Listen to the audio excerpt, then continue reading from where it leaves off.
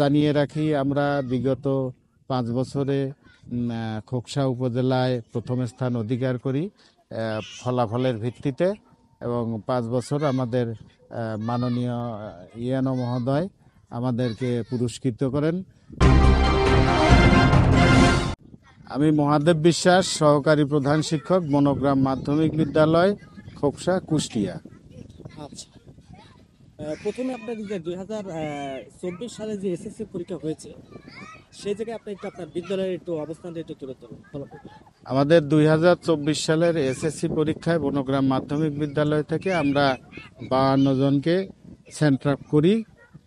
সেখানে আমাদের 2 জন শিক্ষার্থী অকৃতকার্য হয়, তার ভিতর সায়েন্সের একজন এবং আর্টসের একজন।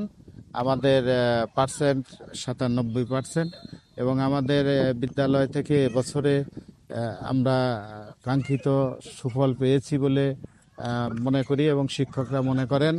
সেইটা হলো এবারে আমাদের প্রথম এই বিদ্যালয় থেকে 5 জন A+ পেয়েছে এবং 20 জন এ পেয়েছে। A+-এর প্রায় কাছাকাছি গিয়ে এটা একটা ব্যর্থতা আমাদের, আর বাদ বাকিরা A- পেয়েছে।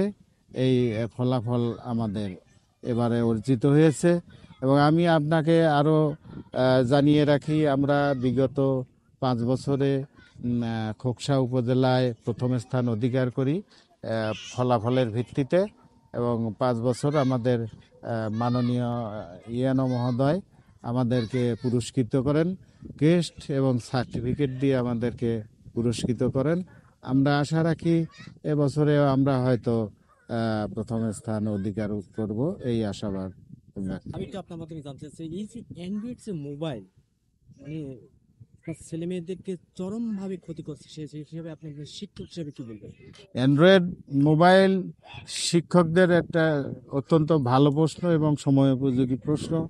অ্যান্ড্রয়েড ফোন আমাদের যখন করোনা মহামারী আকার ধারণ করলো, তখন শিক্ষার্থীদের শিক্ষা একেবারেই শেষ হয়ে যাচ্ছে, বিদ্যালয় সব বন্ধ। তখন মাননীয় প্রধানমন্ত্রী এবং সরকার মহোদয় একটা সুন্দর পদক্ষেপ নেন যে শিক্ষকরা ক্লাস নেবেন এবং সেই ক্লাসগুলো ভিডিও আকারে নিয়ে সেই ভিডিওটা বিদ্যালয়ের ওয়েবসাইট থেকে দেবেন। বিদ্যালয়ের শিক্ষার্থীরা সেই ক্লাসগুলো দেখবে, তাতে কিছুটা হলেও পড়ালেখা থেকে বিচ্যুত হবে না। এই আশায় অ্যান্ড্রয়েড ফোন, ট্যাব বিভিন্নটা অভিভাবকদেরও করা হয়, ওরা উদ্বুদ্ধ করে। আমরাও বলি এইরকম করে, যে ট্যাবটা বা যে অ্যান্ড্রয়েডটা তাদের হাতে দেয়া হলো, পরবর্তীতে দেখা গেল যে সেই ট্যাবের যে সুফল, যে জ্ঞান, সেই জ্ঞান অর্জন না করে বিভিন্ন সাইট, আজকে আপনার ইউটিউব বা টিকটক মহামারী আকারে আমাদের ছাত্রছাত্রীদের ক্ষতি করে দিচ্ছে। আমি যেটা বুঝি, আমার নিজেরও সন্তান আছে বা আমার যে সন্তানগুলো বিদ্যালয়ে আছে, তারা আজকে আপনার ইউটিউবের বিভিন্ন ভিডিও এবং টিকটকের বিভিন্ন ভিডিও দেখে তারা লেখাপড়ার প্রতি অনীহা হারাচ্ছে। এটা শিশু থেকে শুরু করে বড়রা পর্যন্ত। আজকে আমার মায়েরা কি করছে, তার একটা সন্তান দেখা যাচ্ছে 1 বা 2-তে পড়ে, প্রাইমারিতে পড়ে, তার খাওয়ানোর জন্য অথবা তার কোনো বিষয়ে মনোযোগ দিয়ে রাখার জন্য তার হাতে ফোনটা, অ্যান্ড্রয়েড ফোনটা দিয়ে দিচ্ছে, সে টিকটক দেখছে। কিন্তু সেই টিকটকে সে হ্যাকটাই বেশি দেখে। সে জ্ঞানের কোনো জিনিস, গান বা নাচ বা যেগুলোতে তাদের উপকার হয় সেটা না দেখে তার অজ্ঞানটাই বেশি নেয়। এদিক থেকে আমরা গর্বিত যে আমাদের প্রধান শিক্ষক জনাব শফিকুল ইসলাম জমির সাহেব এবং আমরা আমাদের শিক্ষার্থীদের অ্যান্ড্রয়েড ফোন বা ফোন, যে কোনো ফোন বিদ্যালয়ে আনা আমরা প্রথমে নোটিশ আকারে দিয়ে তাদেরকে নিষেধ করি।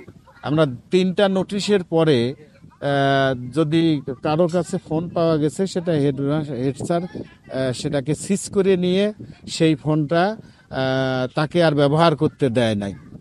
এবং আজকে আমরা গর্বিত, আমাদের শিক্ষার্থীদের নিয়ে বনগ্রাম মাধ্যমিক বিদ্যালয়ের ছাত্রছাত্রীরা একজনও বিদ্যালয় আঙিনায় বিদ্যালয় যতক্ষণ থাকে ততক্ষণ কোনো ফোন ব্যবহার করে না।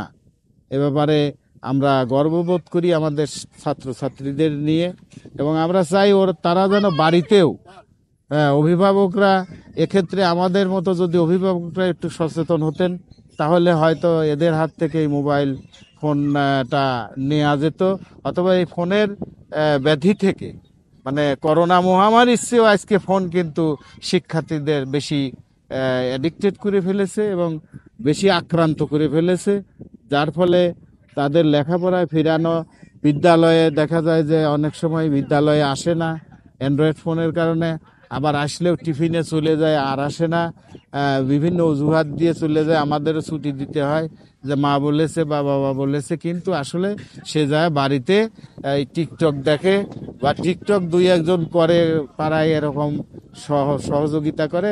সে কারণে অ্যান্ড্রয়েড ফোন এর ব্যাপারে আমি আশা করি বনগ্রাম মাধ্যমিক বিদ্যালয়ের সহকারী প্রধান শিক্ষক হিসেবে আমাদের প্রধান শিক্ষকের মাধ্যমে, মাননীয় আমাদের ইয়ানো মহোদয়ের মাধ্যমে এবং আমাদের জেলা প্রশাসক স্যার সবার মাধ্যমে, যে মাননীয় প্রধানমন্ত্রী আশা রাখি এ ব্যাপারে দৃঢ় পদক্ষেপ নেবেন।